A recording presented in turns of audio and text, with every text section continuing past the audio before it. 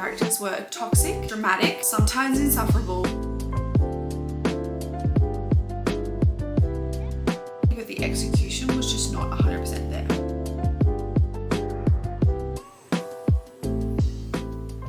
Good morning guys, and welcome to this week's reading vlog. It has been a very long time since I filmed a reading vlog and I'm very excited. If you're new here, my name's Caitlin, and if it wasn't obvious, I love to read. However, I've been in a little bit of a, I don't know if I call it reading slump as much as a busy life slump. Lots going on where I just haven't really had the time to focus on reading. But today we're going to fix that because I have made my first monthly TBR in a very long time. I think it must have been around July that I last had a monthly TBR, which we're currently in November. We've fallen slightly a little bit off of the, I guess you would say, productive reading, and I just miss it. I'm going to dedicate this week to trying to get back. It's not even getting out of a reading slump, but just getting my spark back for reading. I made myself a matcha. If you were looking for like genuinely the best at-home matcha, this is not sponsored, I just absolutely love it. This is the matcha lane, and then I get like a strawberry syrup from Coles. I used to make my own strawberry, and then it just gets a bit time consuming and it goes off a lot quicker. Anyway, I just use one from Woolworths, but this is, did I already say? This is the Matcha Lane matcha powder, and it is genuinely so good. Like, I went to New York, I went out, I got matchas, I did everything. Nothing compares to coming home and making an at-home matcha with this matcha. So good. I thought I would firstly go through the books on my TBR. It's already the 10th of November, which means we're a little bit behind on the November TBR. I think I put 6 books on there because I didn't want to put an insane amount that I would never achieve. But I kind of just looked at my TBR shelf and thought, what is drawing me most at the moment? What's going to get me back into reading? So these are the 6 books that are on my TBR, and essentially the goal for this week is not to read them all, but to only read from these and just really, really dedicate some time to reading. I don't think I have too busy of a week. I've just got a normal work week. Today is Monday. I don't work Monday, so I work Tuesday to Friday, 9 to 5, and it is a beautiful day outside. Plus I've got a lot of organizing and housework to do. So today I'm going to do a bit of a combo of reading outside, audiobook listening, and we're just going to kick off the week with a bang. These are the books that are on my TBR and that are going to be on my radar that I'm going to be grabbing this week. First, we've got Funny Story by Emily Henry. Now this is the 3rd time I'm reading Funny Story. I reread, oh, is it 3rd? Yeah, it must be. It must be 3rd. Honestly, it's a little bit hard to track, but I do my Emily Henry rereads I start them in spring, and then obviously the more books she releases, the longer it takes me to do my rereads. But this is my 3rd time reading Funny Story because it came out 2024, so I read it then, and then I must have read it at the end of last year in my rereads as well. So this will be my 3rd time reading it. I am already, I think, around 50% into this. I started it when I was overseas, but honestly, just got a bit busy. I love this book, I love them, but it's not my top Emily Henry book. Every Emily Henry book is a 5-star for me, but it's just not in my sort of like trifecta top 3 Emily Henry books. So the first goal for me, I would love to finish this today because I think I'm around 50% in, and if you know anything about an Emily Henry book, the second 50% is just so addictive and you could finish it so quickly. So I think I might dedicate some time and hopefully get this one done today. We'll see how we go. The next book on my TBR, which I can't find the physical copy of, I think it must be upstairs, that I'm already, I think, around 20% into because I started it overseas as well. I think it's called Battle of the Bookstores. It's set in Boston, so I started it when I was in Boston. It didn't grab me a crazy amount, and because I was trying to read Funny Story at the same time, reading any kind of romance while I'm reading an Emily Henry is sort of just a terrible comparison. So I think I will try and read it towards the end of the month, have a bit of separation from Funny Story. It wasn't bad, it was just very light-hearted, very sort of bingeable, but just like a little bit cheesy, I guess, and so it just wasn't grabbing me. This next book is one that I have been wanting to read for a very long time, but I'm trying to be a bit more intentional when I start book series because it's just a bit stressful when you start a bunch of book series and you're not ready to sort of commit to them. Whereas recently I read The Hunger Games and I read them all back to back, and my reading experience was 10 times better than you read one and then you wait a whole year and you read one and whatever. So I'm only starting series or trilogies or whatever when I'm ready to invest, and I think it's finally time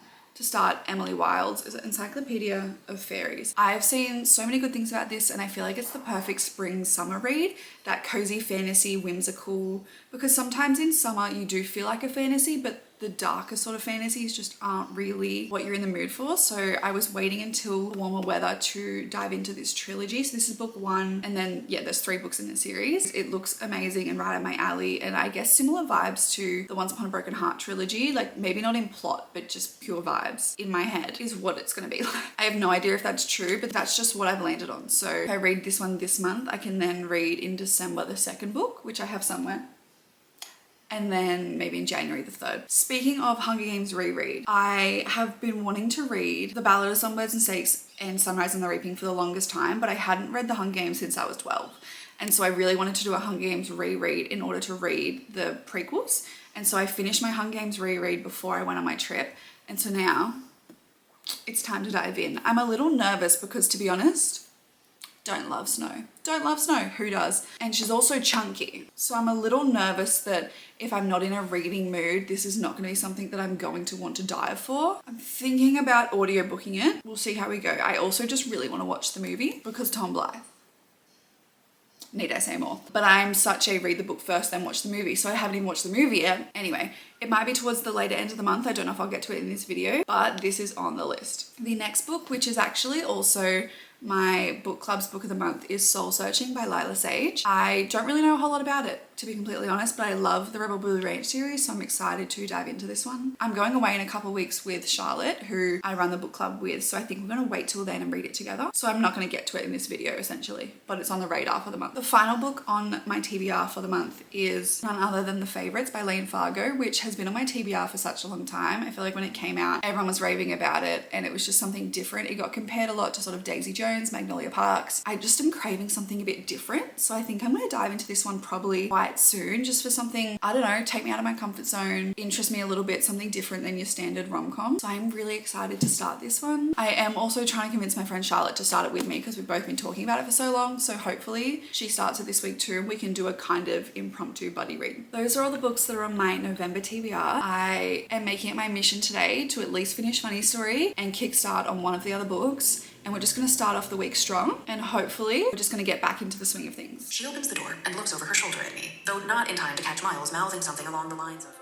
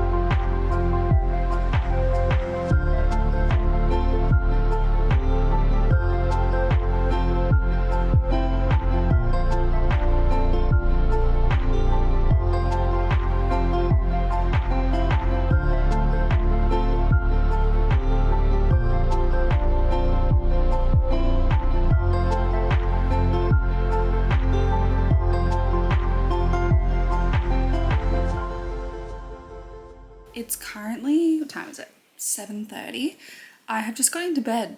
Crazy, I know. However, I just have nothing else to do. I'm not going to get into bed to sleep, but it just seemed like the most comfortable place to do a bit of reading. I'm going to put 1 second. That's better. I have been reading throughout the day. I've listened to maybe a couple hours on audio, and then the rest of it I've been reading either physically or on my Kobo. I've just really been digesting it in all formats, which I love to do when I'm reading a book I love. I just want to absorb it in every way possible. So I'm up to page 313, and there is 384, so I've got 71 pages left. So I'm just going to sit here and read. I thought, obviously, like I already know what happens. It's a reread. I've read this multiple times before. But there is just something so comforting every time I reread an Emily Henry book. It is my favorite pastime. I am pretty much a broken record at this point when I talk about Emily Henry, but there is just something so real and raw and realistic and vulnerable. There are 1,000,001 reasons why I love an Emily Henry book. If she has no fans, I am not on this earth. Like, there is not a lifetime that exists that I am in that I do not love Emily Henry and that she is not my favorite author. On a technical level, all of her books, 10 out of 10 romances. Like the romance, the connection, the banter, 10 out of 10. But there is something that she does, and I don't even know how she achieves it. Her characters genuinely feel like real people. They are flawed. There's no like hot captain of the hockey team, big muscle dude. Like, no. They are real people with real insecurities, real flaws, real communication issues, all things that everyone in life has experienced. Just having how you feel and something you've been through that has been either traumatic or difficult or whatever it is, and seeing that put into words on a page, exactly how you feel, better than you could have articulated it yourself, is probably the most comforting feeling. Like, to just not feel alone in those thoughts and to see them on the page, like it gets me every time. And the way that she has then created this community of people who have mutually felt these feelings and been through these things, that then bond over the fact that they love that book because it's special and meaningful to them because they felt it. It just goes so much beyond the words on the page. And the fact that we're getting like book to screen for all of her creations makes me so proud and so excited and so grateful and happy to be an Emily Henry fan. Now, when it comes to funny stories specifically, I was saying earlier, this doesn't hit my top 3, but I love it nonetheless. And I think maybe why it doesn't hit my top 3 is because I don't really think about it as much on a day-to-day basis when I'm not reading it. No one asked, however. The way I view my Emily Henry rankings is like a pyramid, because it's hard to do 1 to 6 because there's just like, I don't know, that's just way too difficult. So the way the pyramid works, do you know that? The like Abby Lee Miller dance thing where it's like, 3rd on the pyramid, you're first, or whatever it is. 3rd overall, you were 3rd high score. That's how I feel I am right now. What is the sound? I just can't. We said that the best seat in the house is the one on your couch.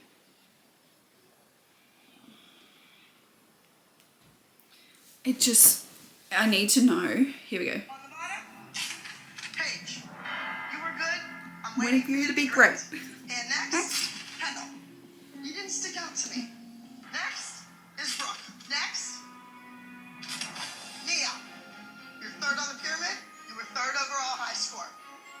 And Mackenzie. And on top of the pyramid, going 3 for 3, once again, is Maddie. So that's exactly how I feel about my Emily Henry ranking. So here's my pyramid. So 6th place.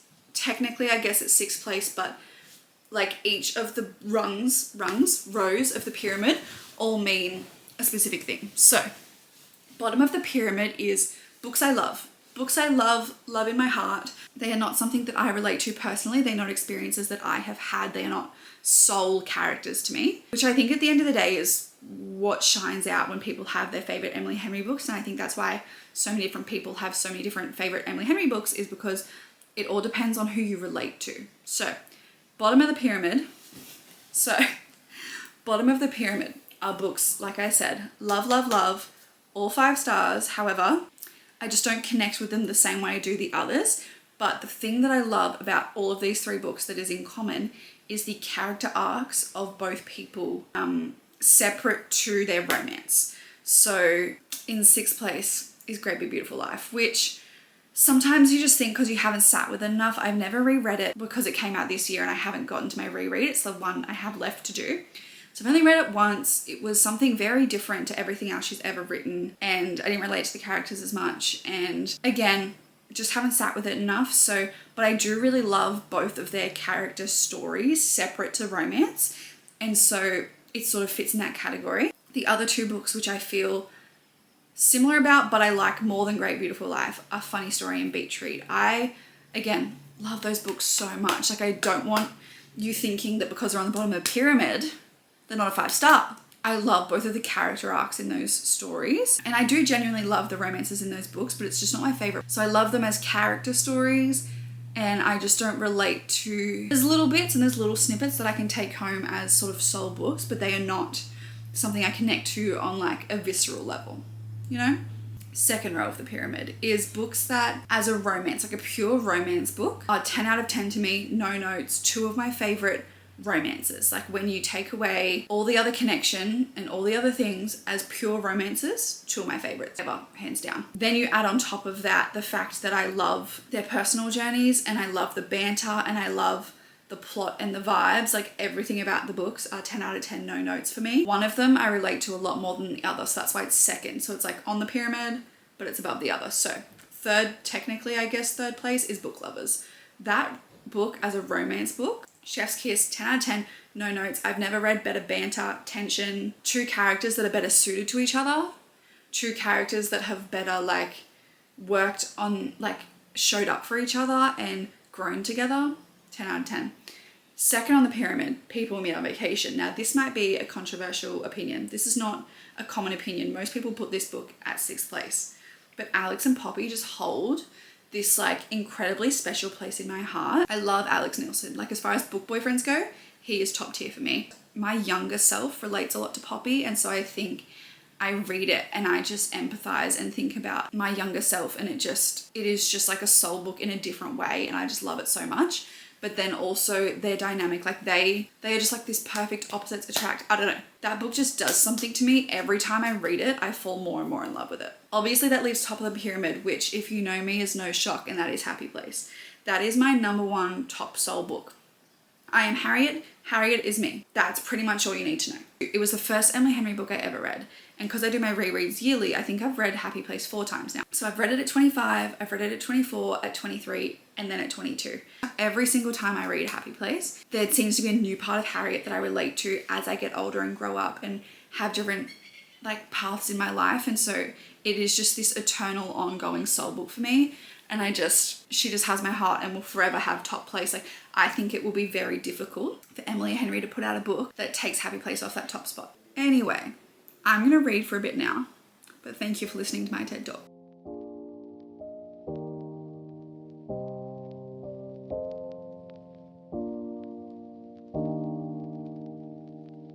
I've also acquired some ice cream, which, if you know, you know, this is the connoisseur cookies and cream ice cream, and it is top tier. It is the best ice cream, hands down.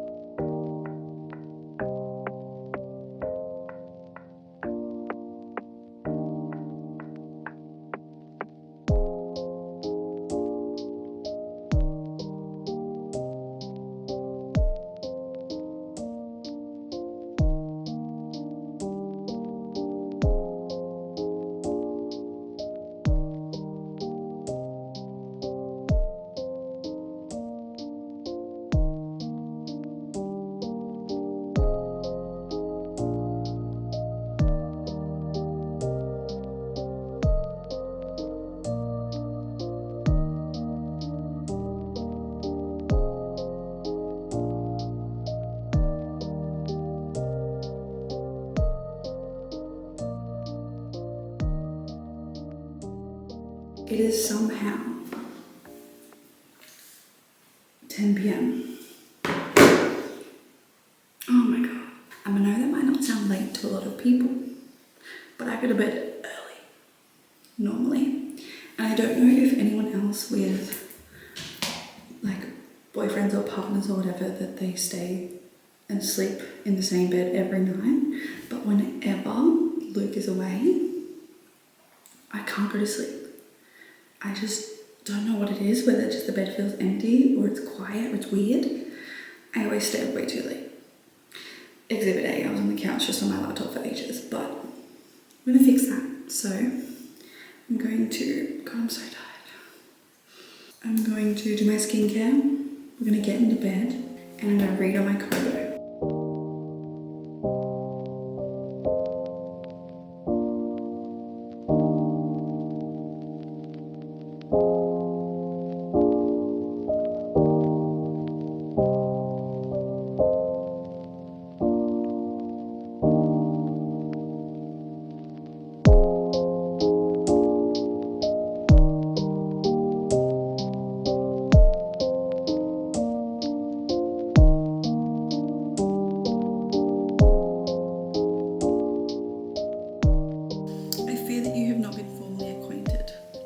This is squishy. For those that don't know, it's one of those octopus things that turn inside out. My boyfriend bought it for me when a very long time ago. And you can tell because this used to be bright pink. That's barely even pastel now.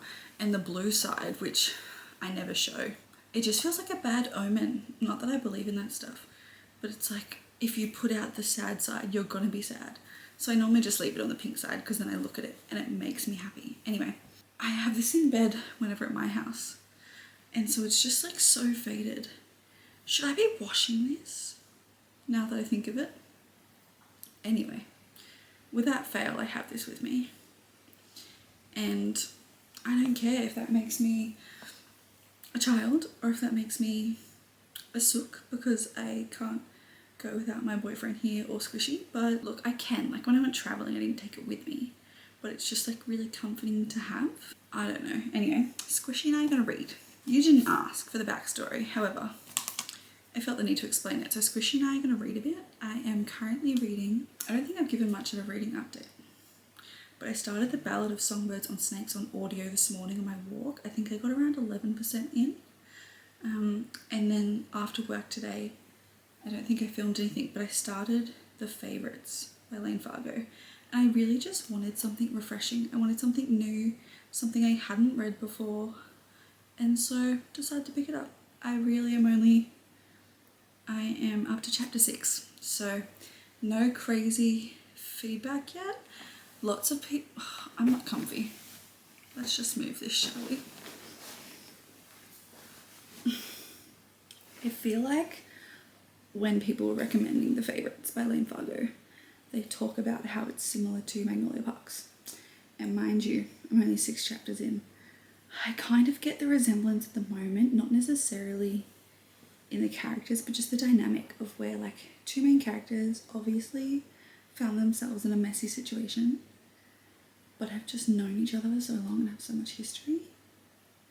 And so the backstory and just like that history, I kind of love that about Magnolia and BJ, so I'm interested to see where that goes for, I don't remember our characters' names, to be honest. Heath? Oh my god, why do I not know? I was literally reading it today.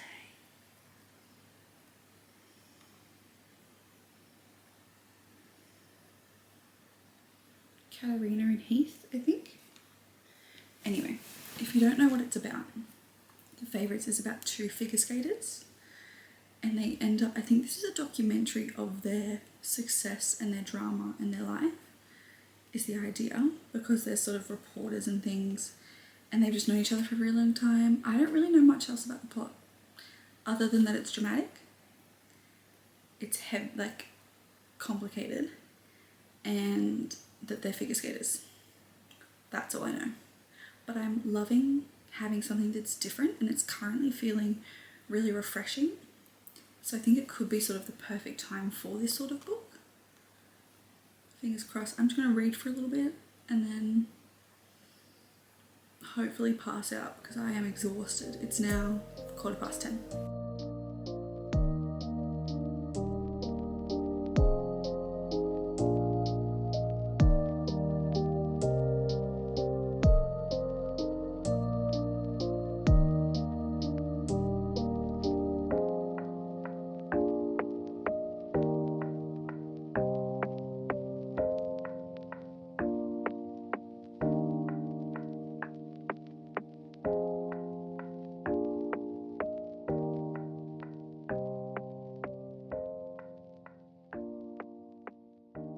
It's been a few days, I think, since I've given a reading update. I'm not 100% sure. However, I have made some progress on the favourites. I'm about this far in. I think it's about 25%. I'm on chapter 21. So we're only sort of in the introductory phase, but I'm already hooked. Like, I'm so intrigued.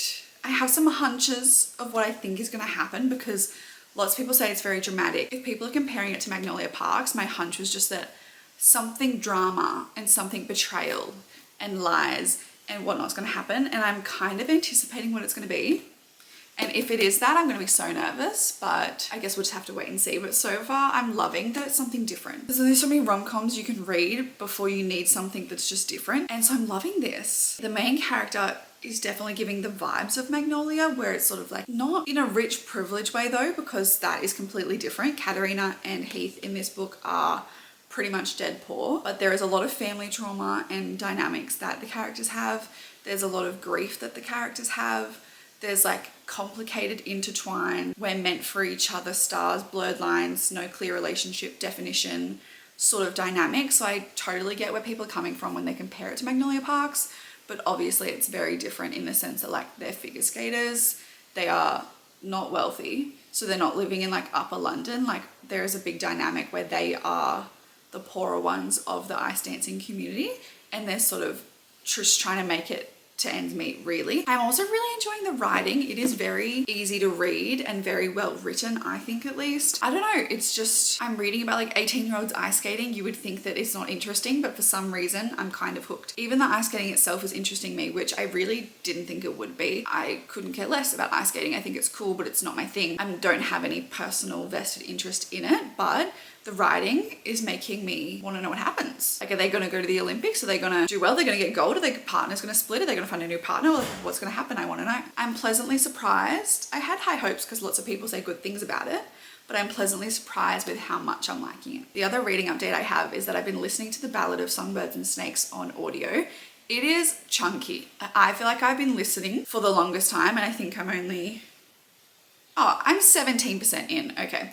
It took me a while to sort of get my bearings with the narration and the timeline and whatnot and where it sits in the Hunger Games world. I obviously did not do my research. I thought it was Jon Snow's games, but now I'm like, he's ever done them? I'm very confused. So for those that don't know, he's a mentor in this book. I could be dumb saying that, but I actually just genuinely had no idea. I was listening and I was like, he doesn't sound like he's a contestant. He's got it, like, why is he paired with someone from District 12? And then I was like, oh, he's the mentor. Makes sense. It's heavy, sort of politically driven, like the rest of the Hunger Games, but because the rest of the Hunger Games was familiar to me when I read it, I didn't find it as complicated.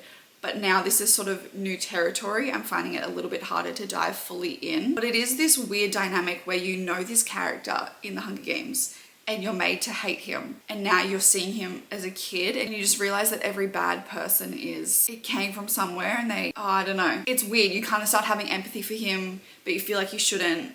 So it's this weird balance. I'm really liking the Lucy Gray character as well. She's just something very different, so I don't know. I'm enjoying it, but definitely not as much as the Hunger Games books. Anywho, it is Thursday now. I've got to go to work. Sad. I would love to just sit and read this all day, but because I'm hooked now, I think that I will do some reading tonight when I get home from work, and maybe on my drive to and from work, I'll listen to The Ballad of Songbirds and Snakes. I think it's a book that I'm going to have to like ride the momentum with. If I stop now, I'm going to be so confused if I pick it back up in a couple of weeks. So I need to sort of probably just commit and force myself to get through. It's not forcing, like it's not a bad book. It's a lot for the mind to digest at the moment when I'm not in like the biggest reading mood, but I think we can do it.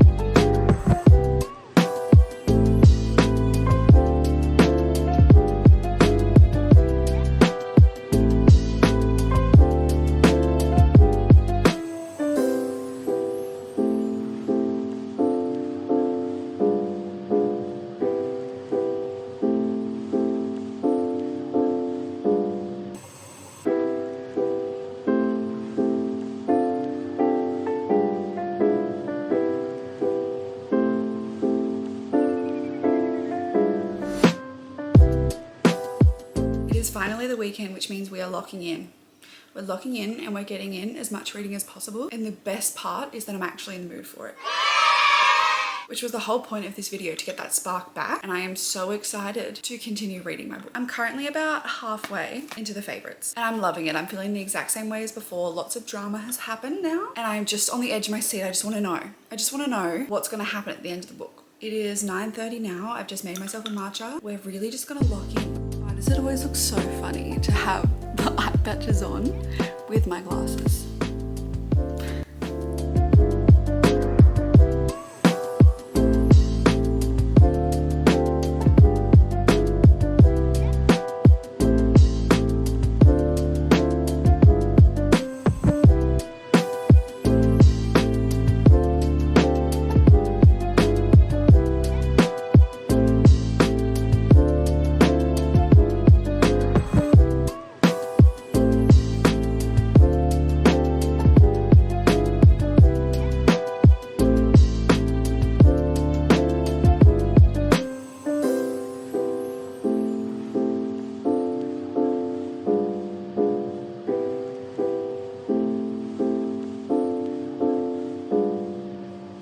There is just something so, I don't know if the word's iconic, it's probably not the right word, but when you've got two characters who are so obviously deeply invested in each other, but they're so toxic that they're fighting until someone gets hurt, and then someone's hurt, and then suddenly the care kind of comes out. Oh, I don't know. It just feels a little bit iconic. Like the whole time, they're just like screaming and yelling at each other or whatever and trying to hurt each other. And then the second one is seriously physically injured. They're ice skaters, like, let's be real. Suddenly, you know what I'm saying? You know what I'm saying?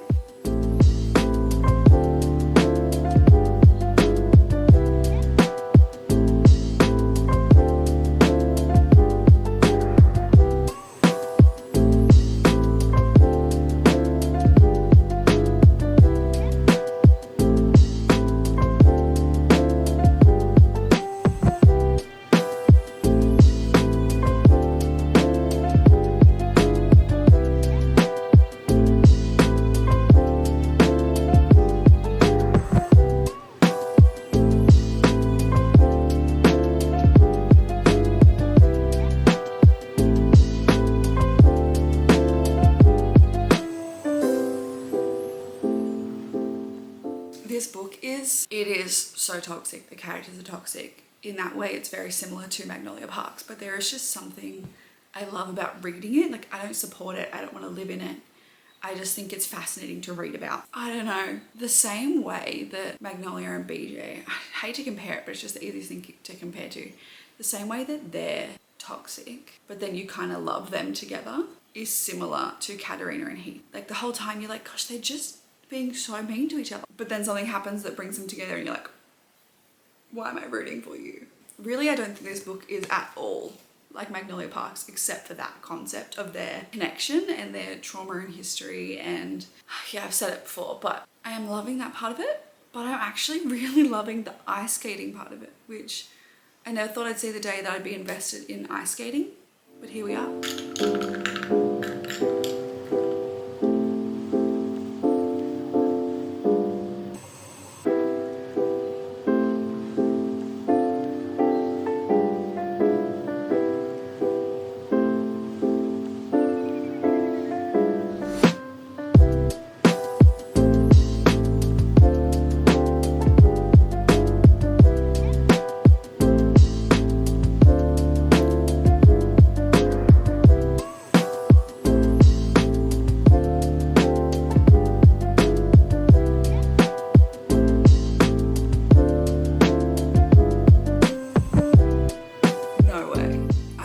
This a romance. I would not call the main point of this book a romance because there's just so much else going on to it. But what chapter is this? I just finished the end of chapter 40. Even when I'm reading a book that's not entirely romance, the romance reader in me just like loves anytime something like that creeps in. It is a big part of this book. It's just not like your standard romance, but I really love the way that it's playing out. I don't know. don't support any of it, and I don't want to live any of it, but I'm really loving how it's currently unfolding, because I was a little unsure of where it was going at one point, but now that I know, I think where it's going, but I'm only 49% in. I'm like, where it goes from here, I don't know.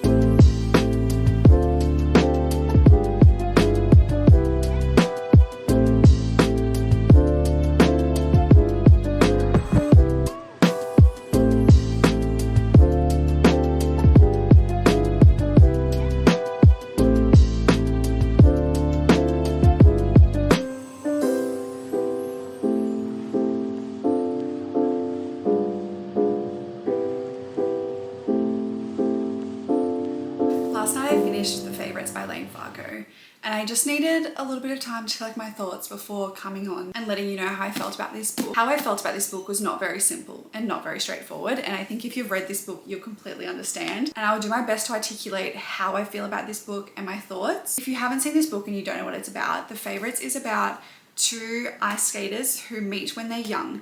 And when they're young, they meet and they're poor. They have lots of, I guess, family trauma and history and dynamics, and they sort of become trauma bonded, essentially. And then they enter this ice skating world, which is crazy and flashy and lights and glitz and glam and drama, and they just go on this massive journey of trying to succeed at ice skating, but also navigating young adulthood, relationships, friendships, trust, family, like so many different avenues are explored in this book. I wouldn't even know what genre to put it in. Like, if you're looking for a light-hearted little rom-com, this is not the book for you, but I definitely think it is worth a read. I think it is really easy when you've got a book where the two main characters are kind of insufferable to say that it's a bad book. If that was the intention of the author, then didn't they do their job right, and didn't they do their job successfully? The point was that these main characters were toxic, dramatic, sometimes insufferable, sometimes not relatable, but also relatable in like the purest form of being human. And if that's the whole point of the book, and then that's how they made you feel, isn't that a good book? Because the author did their job. I think that if an author is able to provoke feelings in you of frustration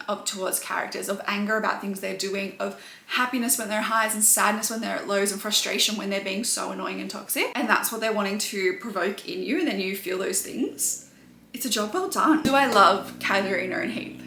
No. Do I think that they were toxic? Yeah. Do I think they have like some redeemable qualities? Yes. And I think that's the main thing, is the characters need to have some redeemable qualities, something about them that you like, that you can hold on to, so that they're not 100% insufferable. And I felt like they had a good balance of that in here. I think that at the end of the day, did love each other. At the end of the day, cared for the ones that they trusted, and at the end of the day, when push came to shove, they were there for each other. There were so many other things going on, but at the end of the day, that was there. And so I think that's a job well done. There was lots and twists of turns, and some things you felt like they couldn't come back from. I think I was about halfway in and some chaos had happened, and I was a little concerned because I was sort of feeling like, where are we going from here? Like, how does it get worse? And then it got worse, and it got more complicated, and it got more confusing and more toxic.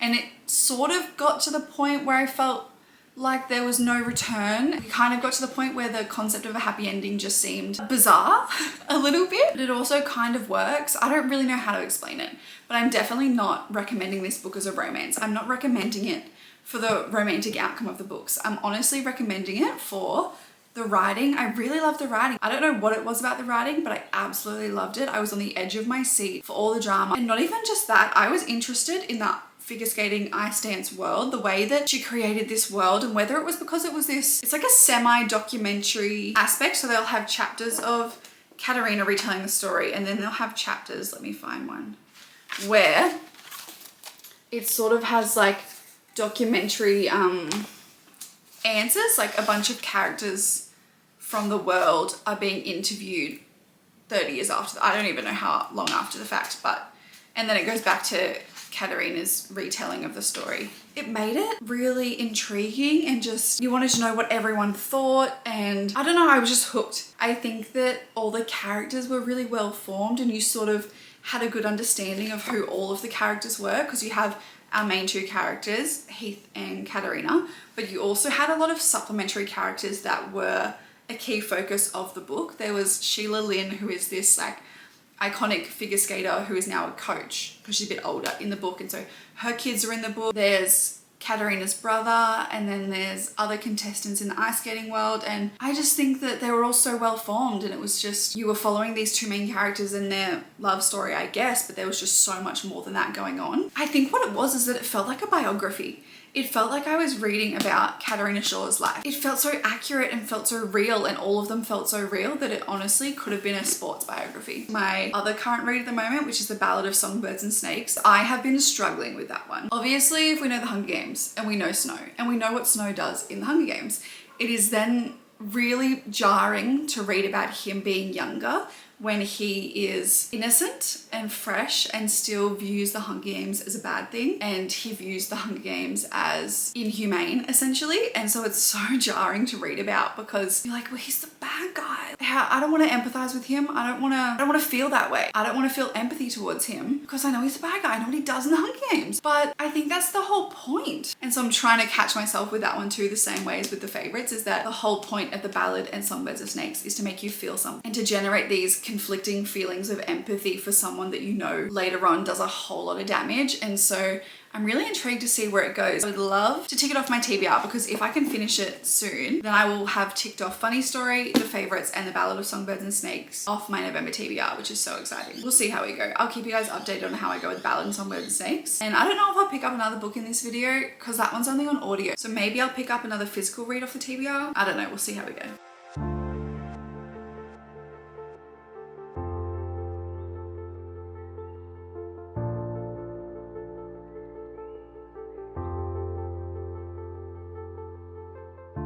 I don't really remember when the last time I picked up my camera was to talk about this week's books, but I may or may not have finished this. At the start of the week, I was already around 20% in. This is one that I started while I was overseas, and then the other night I picked it up, and honestly, I really just binged it in 24 hours, so I didn't really have time to give you an update. But here I am. I hadn't heard of this one before picking it up while I was in Boston, but it is called Battle of the Bookstores by Ali Brady. It was fun and it was silly and it was cheesy a little bit at times, and I had a good time. However, the writing was not amazing. I think this one has a really good concept, which is what intrigued me, but the execution was just not 100% there. Essentially, in this book, we're following Josie and Ryan, who are both independent bookstore owners, well, not owners, managers, and the guy that owns the block of land pretty much doesn't want two bookstores on it, so he's forcing them to go in a competition of who can essentially make the most money and be the most successful in their bookstore over a few months. They're merging the two stores that has this cafe in between, and so whoever has the most profit is going to be manager of all the stores, and the other person loses their job. But then they sort of start to realize, you know, we should be working together. At the start, you've got this jarring, not enemies by any sense of the word, but jarring, they just don't like each other. Well, he's kind of into her and she does not like him sort of dynamic.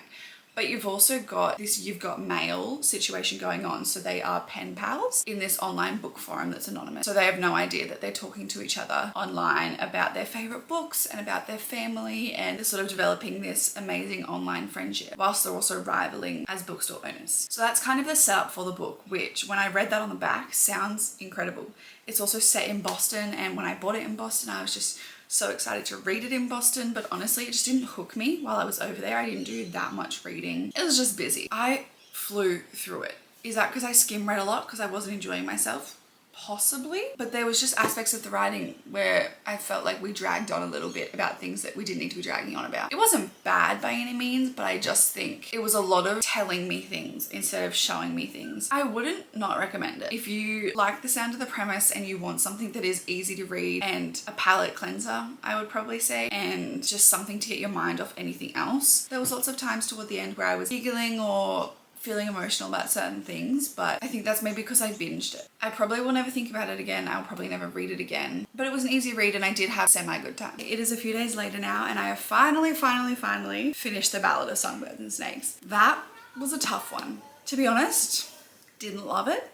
I just didn't find myself getting super invested. I think I was talking about it earlier, but I just found it hard to empathize and fully understand Snow's point of view. I don't know. It just wasn't my favorite. I didn't love it nearly as much as I loved the other Hunger Games books. I think it also just dragged on and there was just lots of detail that was so unfamiliar to me and it just unfortunately did not do it for me. I think I'm gonna give it like a 3-star. I still like the world and it wasn't terrible. I just personally was not very invested. That brings us to the end of this reading vlog and can I say, mission accomplished. At the beginning of this video, I set out to get my spark back for reading and boy, did I. I think we read 4 books in this video, which is crazy. 4 books. Thank you so much for coming along with me this week as we got our spark back for reading. I am very happy to say that it was mission accomplished and I genuinely am so excited to keep filming more reading vlogs. So I will see you in the next one. Bye.